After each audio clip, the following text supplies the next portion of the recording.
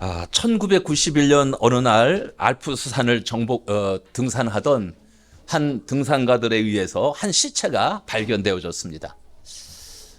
그 시체를 보고를 받은 그 팀들이 가서 살펴보니까 예사로운 일이 아니었어요. 이 시체는 최근에 등산하다가 조난당한 사람들의 시체가 아니라 아주 옛날 사람의 모습을 한 그대로 시체가 발견되어졌던 것입니다. 근데 알프스산이 높잖아요. 그 얼음에 꽁꽁 얼어져 있어서 그 얼음이 얼려져 있는 상태로 있다가 요즘에 이상 기온으로 이제 날씨가 따뜻해지니까 그것이 녹아버려서 그 시체가 발견되어졌던 거예요. 그래서 연구팀들이 이제 이 시체를 가져다가 분석을 하기 시작합니다. 그 분석을 했는데 얼마나 오래됐는지 이집트의 미라보다도 더 오래됐다는 거예요. 깜짝 놀랄 일이죠. 그래서 이 사람의 뼈를 분석해 보니까 나이가 한 46세 정도 됐고, 손톱을 띄어서 분석을 해 보니까 동맥경화와 뇌졸중을 앓은 경향이 나타나고, 장에는 편충이 있어서 이질설사로 좀 시달렸을 것이다. 아마 그 당시는 날고기로 많이 먹었는가 봐요. 그래서 이질설사가 있었다. DNA를 분석해 보니까 최근에 먹은 음식이 붉은 사슴, 야생, 염소 고기를 먹었다 하는 거예요. 머리카락을 갖고 이렇게 분석을 해 보니까 구리를 녹여서 기구를 만들었던 사람이었을 것이다. 구리 성분이 많았다는 거예요. 장 속을 들여다보니까 꽃가루가 있는 것을 봐서 아마 늦봄이나 초여름에 죽었을 것으로 판명이 되어졌습니다. 참 과학이라는 것이 놀랍죠? 네, 놀라요. 우리 교회에서 후원하던 이흥섭 선교사님이 갑자기 사라져 버렸어요. 캐나다로 들어가면서. 우리 교회에서 10만 원을 후원하고 울산에 계신 분이 10만 원을 보내줘서 20만 원씩 그분에게 선교비가 나갔었거든요. 근데 딱 끊어졌어요. 그래서 울산에 있는 분도 끊고 우리 교회에서도 끊어버렸어요. 연락이 안 되니까. 아무런 소식이 없는 거예요. 그래서 최근에 제가 우리 강원도에 있는 목사님한테 한번 우리 통화할 일이 있어서 통화하면서 혹시 그 선교사님의 근황을 아냐 물어봤더니 전화번호는 모르는데 카톡으로 하면 된다는 거예요. 자기들도 최근에 소식을 접했다는 거예요. 그래서 카톡으로 하니까 또 삼자가 그 카톡이 되더라고요. 그 삼자로다가 이렇게 셋이서 강원도, 우리 김해, 캐나다 이렇게 삼자 통화를 하게 됐어요. 근데 왜 그랬냐 그랬더니 핸드폰을 분실했다는 거예요. 그래서 이제 애들 근황 묻고 사모님 근황 묻고 어떻게 지내느냐 이런 근황을 묻고서 끝났는데, 제가 노회를 갔다가 오면서 우리 목사님한테, 우리 김광태 목사님이 광운대 전자공학과 출신이거든요. 이 기기를 참 잘 다루셔요. 그래서 물어봤더니 아마 아닐걸 그러더라고요. 핸드폰이 없어져서 분실해서 저한테 연락을 못했답니다. 그랬더니만 아닐걸 그러는 거예요. 왜요? 그랬더니 아마 그분이 캐나다 들어가서 살기가 너무 어려워서 끊었을 거다. 막 일도 해야 되고 정착도 해야 되고 막 그러다 보니까 이 선교 편지를 보낼 그런 여유가 없었을 것이다 그러더라고요. 그래서 왜 그러냐고 물어봤더니 우리가 쓰는 핸드폰의 모든 자료는 구글에 다 있답니다. 근데 깜짝 놀랐어요. 설마? 여러분이 쓰는 제 모든 핸드폰에 대한 모든 것들이 제 자료가 구글에 다 있다는 거예요. 그분이 뭐 거짓말 할 리가 있겠습니까?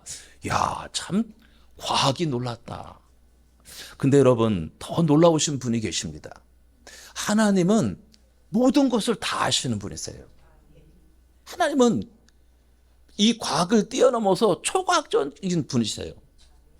그래서 우리 일거수일투족을 다 아시는 거예요. 나에 관한 모든 것을 다 아시고도 남습니다. 그래서 시편 139편 1절로 4절 우리 다 같이 읽어보겠습니다. 여호와여, 주께서 나를 살펴보셨으므로 나를 아시나이다. 주께서 내가 앉고 일어섬을 아시고 멀리서도 나의 생각을 밝히 아시오며 나의 모든 길과 내가 눕는 것을 살펴보셨으므로 나의 모든 행위를 익히 하시오니 여호와여 내 혀의 말을 알지 못하는 것이 하나도 없으시니이다. 그리고 16절에서는 또 이렇게 말하고 있어요. 내 형질이 없어지기 전에 주의 눈이 보셨으며, 내 형체죠. 나를 위하여 정한 날이 하루도 되기 전에 주의 책에 다 기록되었나이다. 주님이 다 보시고 계시고 다 기록하고 계시다는 거예요. 이 말씀을 들으니까 약간 오싹하죠? 오늘 저는 참 우리 한길교회에서 마지막으로 우리 중직자들에게 권면의 말씀을 드리려고 그래요. 제가 이제 언제 또 이렇게 설교할 수 있겠습니까? 무슨 말씀을 드릴까 하다가 제일 중요한 말씀을 드려야 되겠다라고 생각을 했어요. 우리 중직자가 왜 세워져야 되느냐? 파라토의 법칙이라는 것이 있어요. 그래서 20%의 성도가 80%를 끌고 갑니다. 다 일꾼이 되었으면 좋겠는데 그렇게 하지 못하니까 20%의 핵심 멤버들을 선택을 해서 그분들을 독려하고 격려하고, 그래서 그분들이 교회를 끌고 갈 수 있도록 하는 거예요. 그래서 그분들을 이게 중한 직책을 맡겼다. 그래서 중직자라 세웁니다. 우리 장로님, 안수집사님, 권사님들, 이분들을 우리가 중직자라고 말을 합니다. 근데 참 우리 중직자들은 참 하나님의 복을 많이 받습니다. 그런데 다 그렇게 하나님의 복을 받지는 않아요.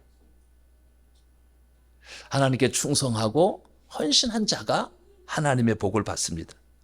심은 대로 거둔다는 말이 있습니다. 저는 우리 한길교회 중직자들이 진짜 하나님의 복을 듬뿍 받았으면 좋겠어요. 참 잘했다. 그죠? 참 잘했다. 열심히 했다. 수고했다. 그러면 거기에 대한 상이 있어야 될 거 아니겠습니까? 이제 우리가 하나님 앞에 섰을 때 잘했다. 충성된 종아. 이렇게 칭찬 듣는 저와 여러분이 되어야 되지 않겠습니까? 그래서 오늘 마지막에 권면의 말씀을 드리려고 합니다. 사도 바울은 지나온 삶을 되돌아보면서 자신의 인생을 최고로 마무리하고 있습니다. 그의 결론은 주님을 향한 뜨거운 열정을 가진 수많은 사람들을 만났고 사역을 행하면서 자신의 몸에 예수 그리스도의 흔적을 가졌다는 것입니다. 사도 바울은 예수만 알고 예수만 자랑하고 예수만 전하기로 작정했던 자였어요. 오직 예수에 미쳤던 자였습니다. 그런데 하나님께서 그를 축복하셨죠. 지금까지 존경받는 이 성경의 인물을 택하라면 많은 사람들이 사도 바울을 택하고 있어요. 그가 남긴 업적은 대단하잖아요. 바울 서신들을 보십시오. 마치 그는 사도 바울은 자신의 임박한 죽음에 대해서 충분히 인지하고 있습니다. 디모데후서는 사도 바울이 마지막으로 쓴 편지예요. 이 편지 쓰고 순교당했어요. 마지막 유언과 같은 말씀이에요. 지금 오늘 사도 바울의 유언을 듣는 겁니다.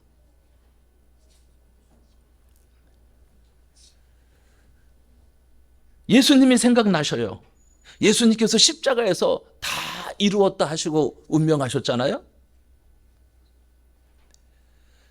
자, 마찬가지로 사도 바울은 6절에서 이렇게 말합니다. 전제와 같이 내가 벌써 부어지고 나의 떠날 시각이 가까웠도다. 자기의 죽음의 날이 가까웠다는 것을 알고 있는 것입니다. 그래서 순교의 마음을 다지고 있어요. 특별히 바울은 인생의 마지막을 준비하면서 두 가지 비유로 설명하고 있습니다. 하나는 하나님께 드리는 제사용으로 관제와 같이 내가 벌써 부음이 되었다. 또 전제, 바뀌어졌어요. 예전의 책에는 관제라고 그랬는데 지금은 전제와 같이 이렇게 말하고 있어요. 전제. 이 전제가 뭐냐? 전제란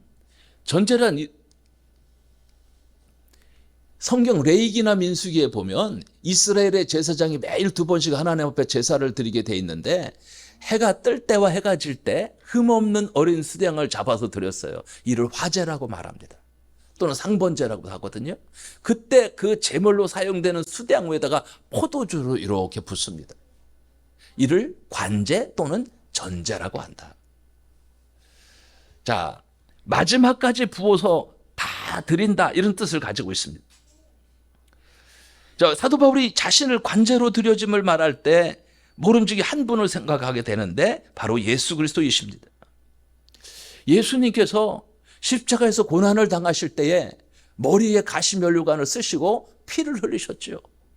예수님께서 십자가에서 고난을 손과 발에 못이 박혀 피를 흘리셨고 창에 옆구리를 찔려서 피를 흘리셨고, 그래서 예수님께서 흘리신 이 보혈은 온 인류의 모든 죄를 용서하기 위해 쏟아부으신 전제였습니다.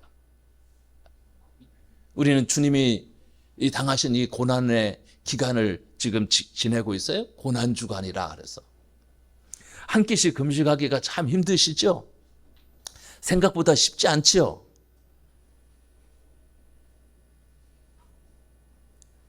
그래도 막 시간을 지켜서 그 약속을 지키려고 애쓰시는 성도님들을 보게 돼요. 실수하지 않으려고. 주님이 다 아십니다. 다 보시고 계십니다. 오늘 바울은 나의 떠날 기약이 가까웠다라고 고백함으로써 자신의 죽음에 대한 예고를 하고 있습니다. 자, 여기서 떠나다라는 말의 의미를 가져 봅니다. 이 떠나다라는 말은 죽음이라는 이 관례적인 표현입니다. 이 단어는 선착장에 배를 이렇게 붙들어 맬 때 어떻게 합니까? 이렇게 말뚝이 있으면 그 배에서 밧줄을 가져다가 이렇게 묶어서 배가 떠나리를 가지 않도록 이렇게 묶어놨잖아요. 근데 배가 떠나려면 어떻게 하게 됐어요? 이 기둥에다 묶여놓던 이 밧줄을 풀어야 되죠. 그래서 밧줄을 배에다 던지고 그래서 배가 쫙 나갈 수 있지 않습니까? 바로 그런 것을 말하는 거예요. 묶어두었던 끈을 푼다, 이런 뜻을 가지고 있습니다. 어떤 의미에서 보면 세상의 종말이 다가왔음을 말하기도 합니다.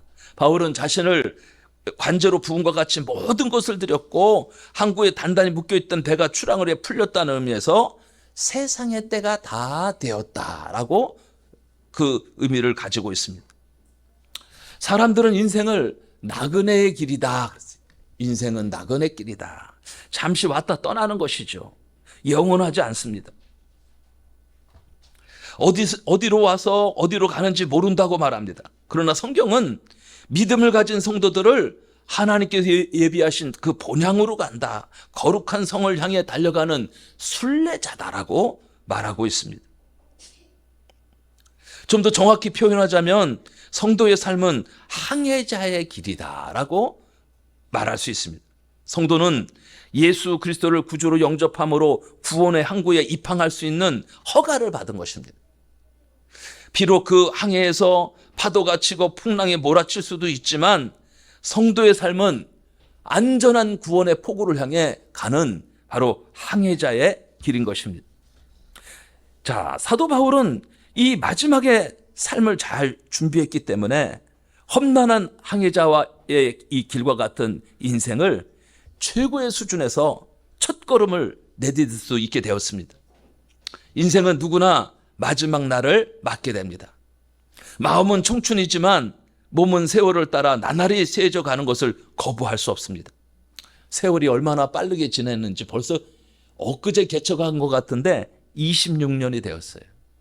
요즘 제가 짐 정리를 하고 있습니다.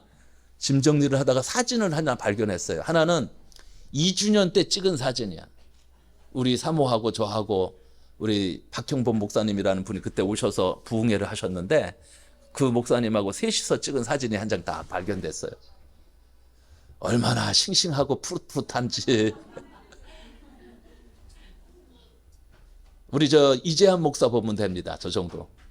근데 날씬하기는 제가 그때가 더 날씬했더라고요.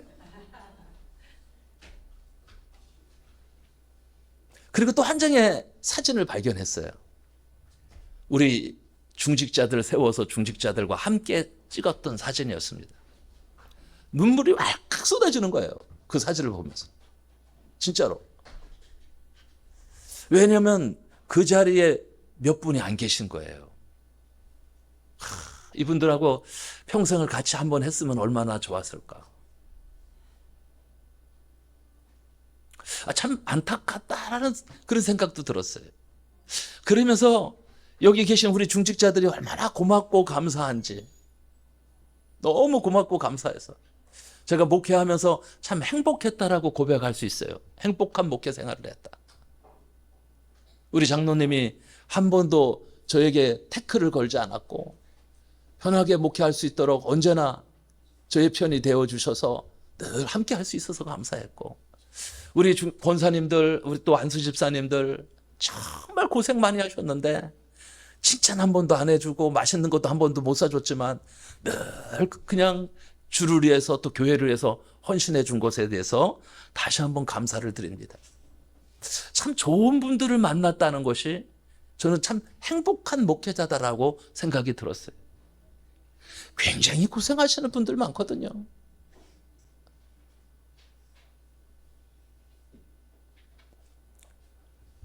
가룟 유다 보고 차라리 나지 않았으면 좋았을 것 같다, 그런 말을 했지 않습니까? 차라리 중직자로 안 세워졌으면 좋았을 것을 그렇게 생각하시는 분들이 많은데, 우리 한길교회 우리 중직자들은 참 헌신하고 얼마나 충성하고 믿음으로 오늘까지 달려왔는지 참 생각해 보면 볼수록 너무 감사하고 너무 고맙습니다.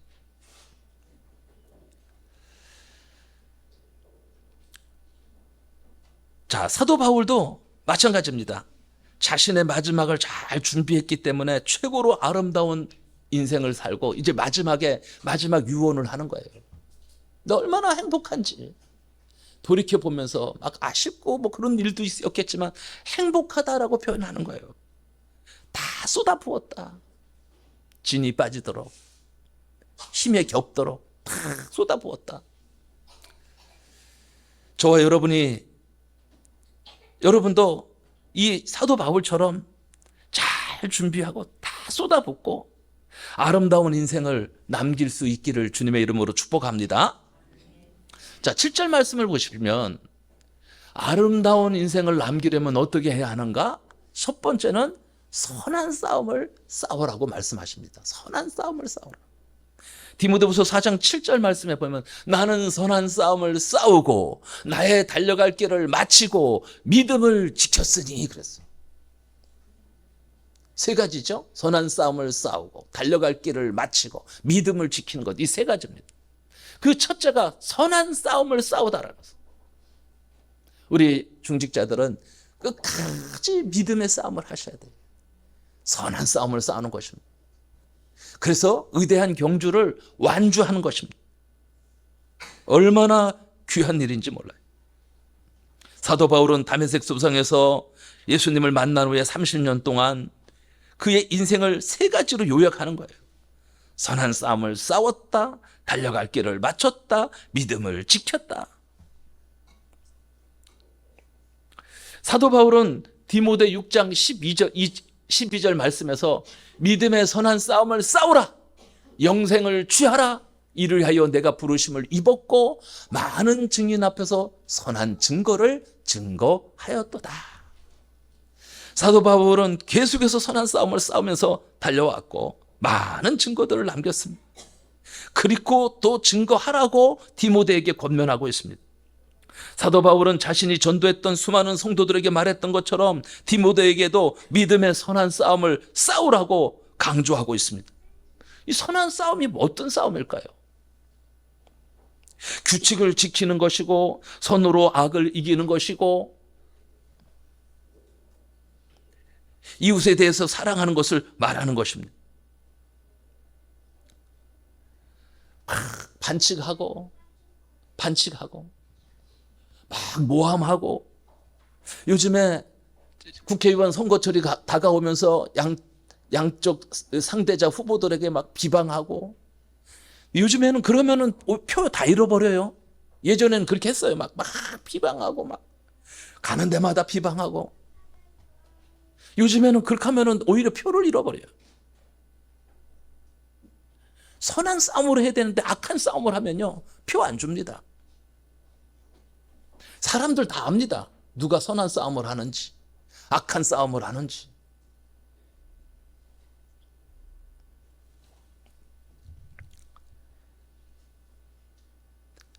페어플레이 하죠, 페어플레이. 음모가 횡행하고 속임수가 난무하고 협잡 비판을 치고, 그러면 잘 될 것 같아요? 안 된다니까요. 교회에서도 마찬가지죠. 선한 싸움을 하셔야 돼요. 선한 일들을 하셔야 돼요. 악한 일들을 하시면 안 돼요. 그럼 선한 싸움은 어떤 싸움이냐? 오른뺨을 때리면 왼뺨도 돌려대는 것이고, 속옷을 달라면 겉옷까지 주는 것이며, 오리를 가자고 하면 심리까지 동행해 주는 것을 말합니다. 또 로마 병정들이 채찍으로 무지막하게 쳐도 입을 열지 않는 것이고, 예수님을 팔아넘기는 신호로 가룟 유다의 그 배반의 입맞춤을 거절하지 않는 것입니다. 이런 것들이 선한 싸움이에요. 아, 요즘 세상에 선한 싸움하면 망하지 어떻게 삽니까? 아니요. 그러나 선한 싸움을 하는 자가 이긴다는 것, 승리한다는 거예요. 반드시 승리할 줄로 믿습니다. 선한 싸움을 싸우십시오. 선한 일에 앞장서십시오. 우리는 늘 선한 싸움을 싸워야 됩니다. 예수님께서 선한 싸움을 싸우셨고 바울도 선한 싸움을 싸웠기 때문에 우리도 선한 싸움을 싸워 가셔야 되는 거예요. 악한 방법으로 무엇인가를 이루려고 하지 않는 것입니다. 선은 악을 이깁니다. 그래서 우리는 악하게 하지 않고 선한 일들을 하는 거예요. 사도 바울은 복음 수호와 선한 싸움의 모든 수고를 아끼지 않았습니다.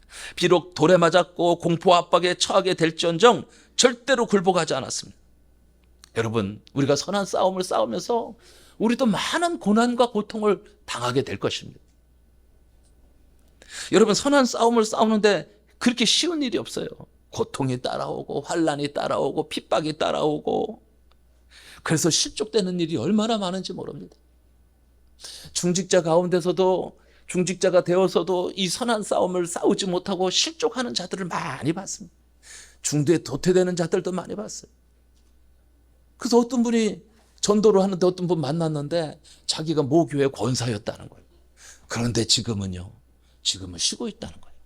방학을 한 지가 10년이 넘었다는 거예요. 세상에 이런 일이. 어떤 분은 또 전도사였대, 신학교까지 나왔대. 그런데 지금은 쉬고 있다는 거예요.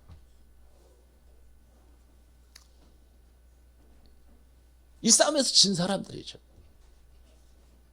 과연 나는 주님 편에 서서 믿음의 선한 싸움을 싸웠는가, 아니면 세상 것에 얽매여 싸워왔는가를 생각해 보시기 바랍니다. 진자는 이긴 자의 종이 됨으로 믿음의 선한 싸움도 반드시 이겨야 됩니다. 진 사람은 이긴 사람에게 반드시 어떤 보상을 하게 되어 있습니다. 대가를 치르게 되어 있습니다. 이기지 못하면 패합니다. 반드시 승리하시기를 주님의 이름으로 축원합니다. 승리하십시오.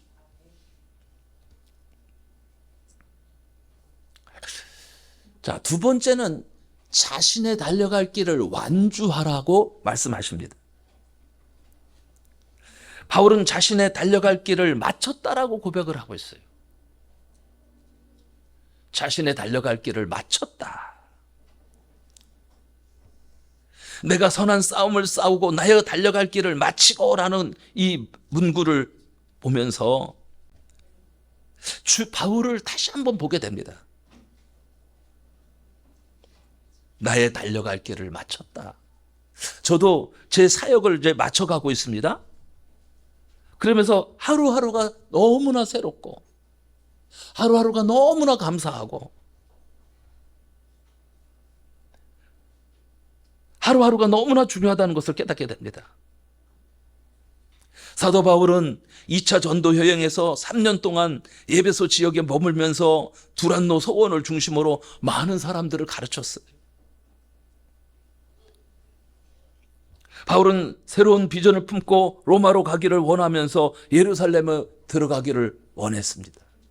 많은 사람들이 반대했죠. 안 됩니다. 못합니다. 가면 큰일 납니다. 그러나 사도 바울은 예루살렘을 통해서 로마에 가야 한다는 분명한 확고한 의지를 가지고 갑니다. 예루살렘에 들어가기 전에 예배소에 있는 장로들을 밀레도로 청하죠. 그리고 거기서 이 사실을 얘기를 합니다. 말씀을 전하고 마지막 권면의 말을 전하고, 그랬더니 막 중직자들이 다 반대하는 거예요. 선생님 가시면 안 됩니다. 가시면 죽습니다. 그래도 주님의 뜻이기 때문에 가야 한다라고 그 길을 걸어가죠. 자, 목숨마저 빼앗길 수 있는 이런 험악한 상황 속에서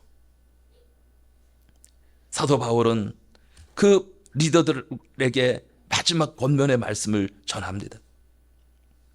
그러면서 이런 말씀을 남겨요. 다 같이 읽습니다. 나의 달려갈 길과 주 예수께 받은 사명, 곧 하나님의 은혜의 복음 증거하는 일을 마치려 하면은 나의 생명을 조금도 귀한 것으로 여기지 아니하노라. 아멘. 나의 달려갈 길과 주 예수께 받은 사명. 하나님은 우리에게 각자 사명을 주셨어요. 특별히 오늘 중직자 헌신 예배에 중직자들에게 사명을 주셨는데, 어떤 사명을 주셨느냐? 헌신하는 사명, 섬기는 사명을 주신 거예요. 섬기는 사명. 우리 중직자가 할 일은 대접받는 일이 아니고 무슨 계급이 높은 일이 아니고 섬기는 일을 하는 거예요. 섬기는 일. 섬기는 것이 여러분의 사명입니다. 어떻게 하면 좀 더 잘 섬길까? 내가 어떻게 하면 주님을 더 기쁘시게 할 수 있을까? 섬김을 통해서. 예수님의 최고의 리더십은 섬김의 리더십입니다. 어떤 중직자가 잘하는 중직자냐? 잘 섬기는 중직자가 잘하는 분이세요. 그분이 잘하는 분이세요. 잘 섬기시는 분. 우리 한길교회 중직자들이 참 잘 섬기셨어요. 저는 사무실에 앉아서 모니터로 우리 한길교회가 돌아가는 일들을 다 보고 있어요. 자, 밤이 늦도록 청소하시는 분, 또 어디 나가는데 다른 사람들한테 피해 줄까 봐 금요일 날 청소하고 가시는 분,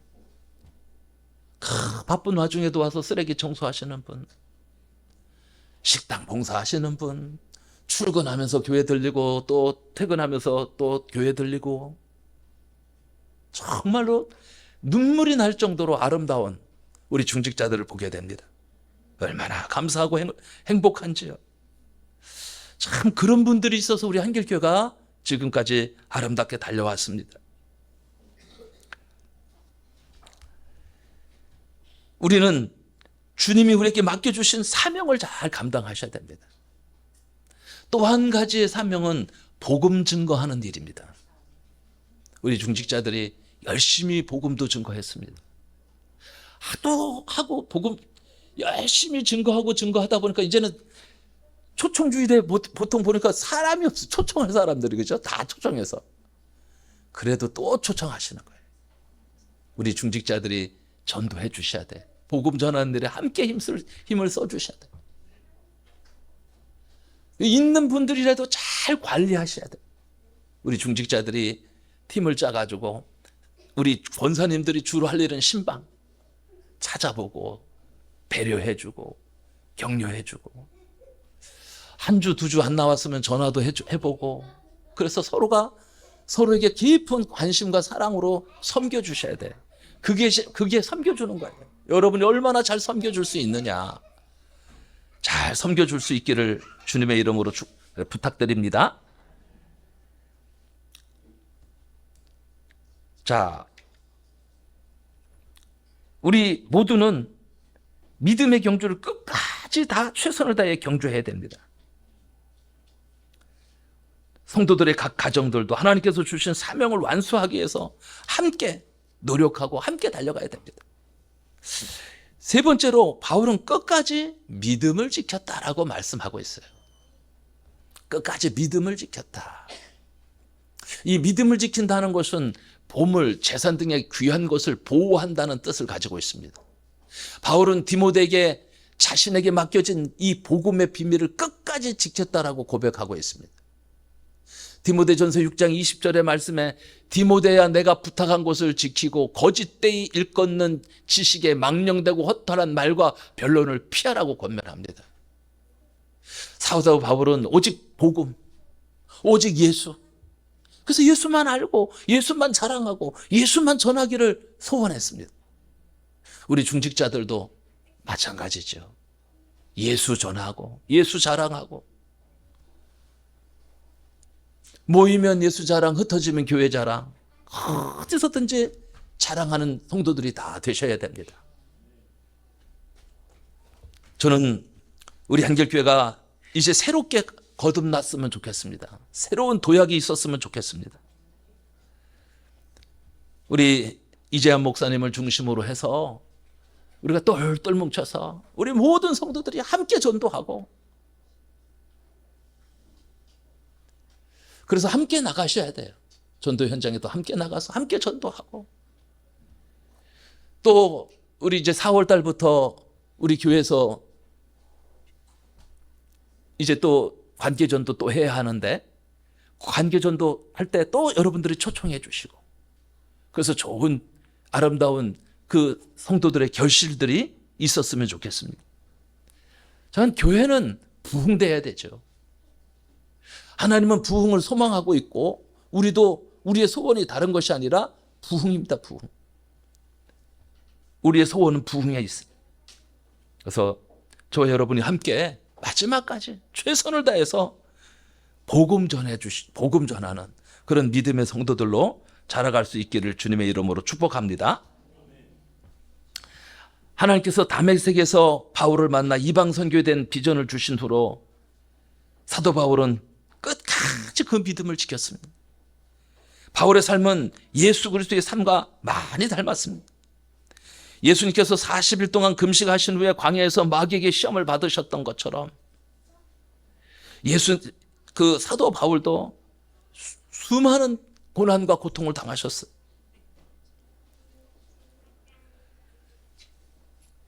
(40의) 감암매를 5번이나 맞고, 태장으로 맞고, 산의 위험과 강의 위험과 강도의 위험과, 수많은 돌에 맞았고, 수많이 굶었고, 수많은 피해를 당했습니다. 그러나 그가 끝까지 믿음을 지켰다는 거예요. 포기하지 않았다는 거예요. 세상적인 환경, 우리가 늘 환경에 속습니다.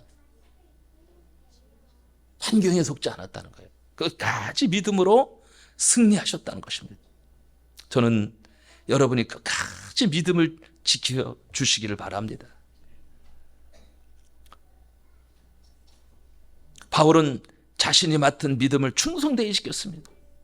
바울이 최고의 인생으로 살 수 있었던 까닭은 끝까지 선한 싸움을 싸우고 자기의 달려갈 길을 달렸으며 믿음을 지켰기 때문이죠. 맡은 자들에게 구할 것은 충성이다 그랬어요. 충성. 여러분 끝까지 주님 앞에 충성하시고 교회를 위해서, 하나님 나라를 위해서 헌신하시기를 바랍니다. 바울은 자신이 맡은 믿음을 충성되이 지켰다고 그랬습니다. 바울이 이렇게 최고의 인생으로 살 수 있었던 까닭은 끝까지 선한 싸움을 싸우고 자신의 달려갈 길을 달렸으며 그 믿음을 지켰기 때문입니다. 우리도 사도 바울처럼 끝까지 믿음을 지켜가야 됩니다. 우리가 때로 낙심하고 좌절하고 절망할 때가 얼마나 많은지, 때로는 사람들의 비방거리도 있을 것입니다. 아니 열심히 주를 위해서 헌신하고 충성했는데 사람들이 왜 나를 비방할까? 여러분 마귀가 그렇게 합니다. 마귀가. 이 마귀라는 놈이 가만 안 놔둬요. 어떻게든지 낙심해서 좌절과 절망으로 포기하게 하려고 이 사단 마귀가 장난질을 치는 겁니다. 열심히 일하다가 사람들에게 욕을 먹거든 이 말을 꼭 기억하십시오. 아, 사단이 장난하는구나. 참 이해하지 못할 때가 있어요. 나는 정말 충성스럽게 했는데 왜 그럴까? 때로는 그런 일도 있어요. 내가 좀 뭔가 해보려고 열심히 하려고 그러는데 왜 목사님이 막으실까? 아니 더 하라고. 이거 잘한다 잘한다. 박수는 치지 못할 망정 왜 막으실까? 막으실 때 하나님의 뜻이 있습니다. 아무래도 목회자는 여러분보다 그래도 영성으로 조금 더 낫겠지요. 그러니까는 영적으로 있는 것이 있어서 그래요.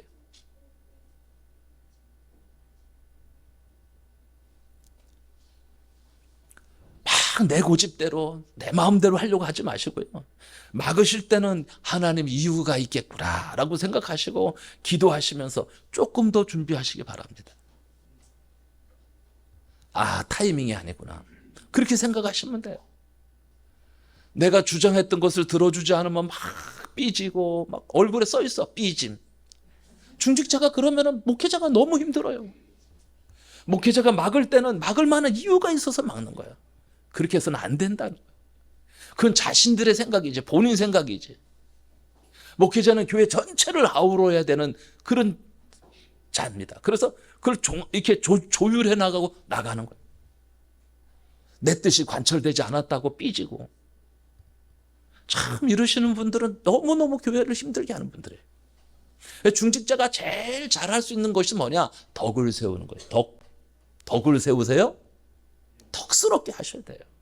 그래서 내가 조금 마음에 안 들더라도, 내가 관철이 안 닿더라도, 목사님 무슨 의도가 있으시겠지. 이렇게 좋게 덕스럽게 생각해 주시면 됩니다. 그것이 아름다워요. 또 우리 중직자들이 되어서 내가 내 마음대로 뭔가를 하려고 해서는 안 됩니다. 교회는 질서가 있어야 돼요. 질서. 모든 것은 질서를 따라서 가는 거예요. 저도 26년 동안 목회를 하면서 별의별 말을 다 들었어요. 목회자가 뭐 강고집이다, 뭐 고집 많이 안 부렸는데도 막 고집스럽게 한다고요. 그 다 맞추는 것이 힘들어요. 어떻게 모든 사람들을 다 맞추겠어요. 그래서 저한테 여러분이 만약에 저를 점수를 매긴다고 그러면은 한 60점 정도면 돼요. 60점. 한 60점은 했죠. 제가 그래도 60점짜리는 되겠죠. 100점은 못 되더라도 60점. 다 만족드리면 좋겠는데 그렇게 하지 못하더라도 혹시 저하고 사역을 하면서 섭섭한 것이 있다면 다 용서하시고 다 사랑으로 덮어주시길 바랍니다. 그것이 아름답죠.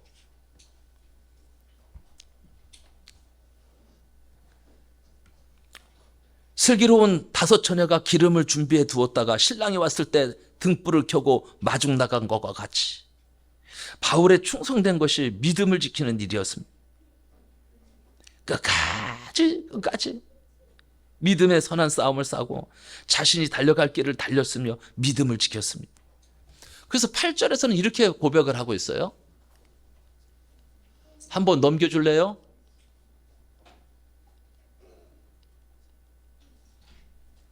안 넘어가네. 한번 넘겨줘봐. 됐다. 이제후로는 나를 위하여 의의 면류관이 예비되었으므로 주곧 의로우신 재판장이 그날에 내게 주실 것이니 내게만 아니라 주의 나타나심을 사모하는 모든 자에게노라. 여러분, 하나님은 공짜가 없으신 분입니다. 우리 중직자들이 충성스럽게 헌신하고 충성했다면 반드시 하나님은 상을 예비하고 계시는 거예요.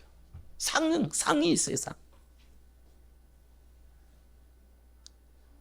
심은 대로 거두시는 겁니다. 많이 심은 사람 많이 거두게 돼 있어요.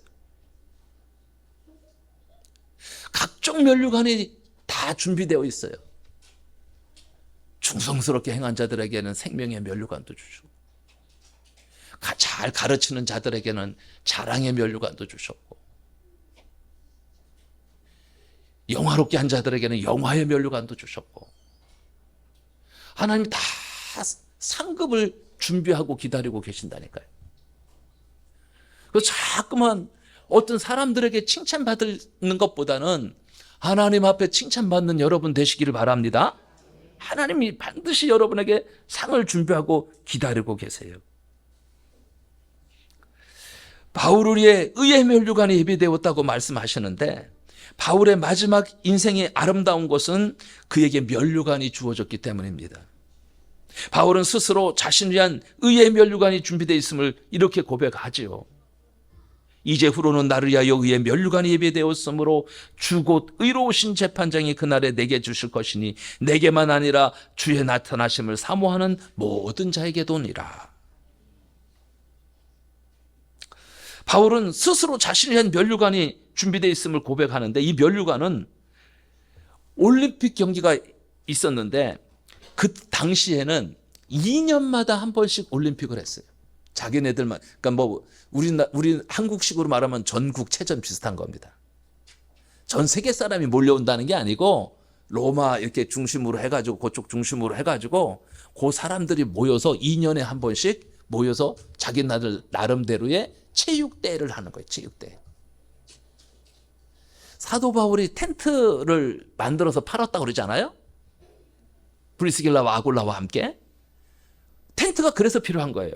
그 많은 사람들이 막 한 도시로 몰려왔으면 숙소가 어디 있어요?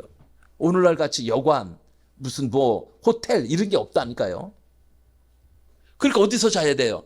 강둑에다가 텐트를 치고 거기서 자는데, 이 체육대회에 사람들이 열광을 하는 거예요. 얼마나 사람들이, 그 당시는 오늘날처럼 우리 TV가 없어요.